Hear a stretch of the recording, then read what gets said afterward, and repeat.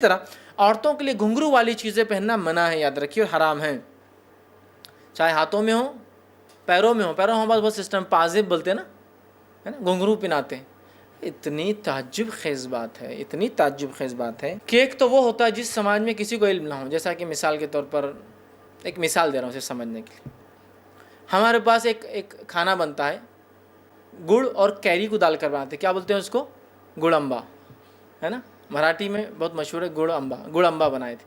لیکن کیا آپ کو معلوم ہے آندھرا میں آپ گڑ امبا بولیں گے تو گڑ امبا، اور اتنا شراب کو بولتے ہیں گڑ امبا، کیونکہ تو وہاں آم کیری سے اور گڑ سے شراب بنتی ہے ایک، سمجھے آپ؟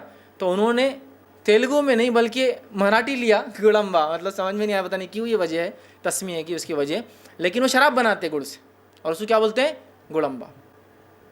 تو اگر آپ آندھرا میں بولیں گڑ امبا تو دیکھو یہ تو ایک ہوتا ہے معلوم نہ ہونے کے بنیاد پر کہ بھائی ایک تہذیب میں ایک معنی ہے۔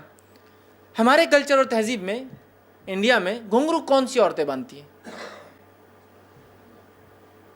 گھنگرو کون سی عورتیں باندھتی ہیں؟ چلیے ایک تو میں ایسا گڑمبا کی مثال دیا، ہم کو نہیں معلوم کہ آندھرا میں گڑمبا بولے تو شراب ہے، لیکن ہمارے پاس گڑمبا بولے تو بہت لذیذ کھانا ہے جو آم آنے سے پہلے کیریوں کا بنایا جاتا ہے، اور بہت لوگ شوق سے کھاتے ہیں، اس میں گڑ سے اور کیری سے بنتا ہے، اور میٹھا ہے وہ قسم کا۔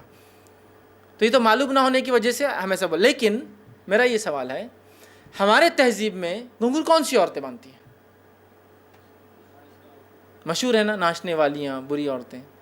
پھر میرے بھائیوں اتنی عقل تو انسان کو ہونا، اپنی بچیوں کو آپ گھنگرو پہناتے پیروں میں اور ہاتھوں میں۔ میں تفصیلات نہیں بھیجا، ایک تو معلوم نہ معلوم ہے، گھنگرو پہنانا منع ہے، حرام ہے۔ ابو داؤد کی روایت ہے، سنی الفاظ، ماں عائشہ رضی اللہ عنہا فرماتی ہے کہ میرے پاس ایک لڑکی آئی جس کی آواز دینے والی جو ہے گھنگرو پاؤں میں پہنی ہوئی تھی، آواز دینے والی، اس کے پیر میں کچھ گھنگرو تھے جو آواز دے رہے تھے، بج رہے تھے۔ مطلب اگر گھنگرو میں آواز نہ ہو تو ٹھیک ہے پہننا، آواز ہوں گی تو نہیں پہن سکتے، پہننے والے تھے۔ حضرت عائشہ نے اس کی والدہ سے کہا اس کے گھنگرو کاٹے بغیر اسے میرے پاس آئندہ تم لے کے نہیں آنا، اگر یہ بچتے ویسے لائیں گے تو میرے پاس نہیں آنا لے کر اس بچی کو۔ تو وہ فرماتی ہے اور کہتی ہے نہیں لانا، اس لیے کہ اللہ کے رسول صلی اللہ علیہ وسلم کو میں نے فرماتے سنا جس گھر میں گھنٹی ہو اس گھر میں فرشتے داخل نہیں ہوتے ہیں، اور گھنگرو بھی گھنٹی کی ایک قسم ہے۔ یہ ان لوگوں کے لیے بھی وعید ہے جو اپنے گھروں میں فیشن کے لیے گھنٹیاں لگاتے ہیں، گھنٹی نہیں لگا سکتے آپ ڈور بیل لگائیے الگ بات ہے، بجانے گھنٹی نہیں، گھنٹی سے منع کیا آپ، ٹھیک ہے، گھنٹیاں ہوتی نا لگا نہیں سکتے آپ۔ اسی طرح جو ہے جب عورت پاؤں میں گھنگرو پہنتی ہے تو رحمت کے فرشتے اس سے الگ ہو جاتے ہیں۔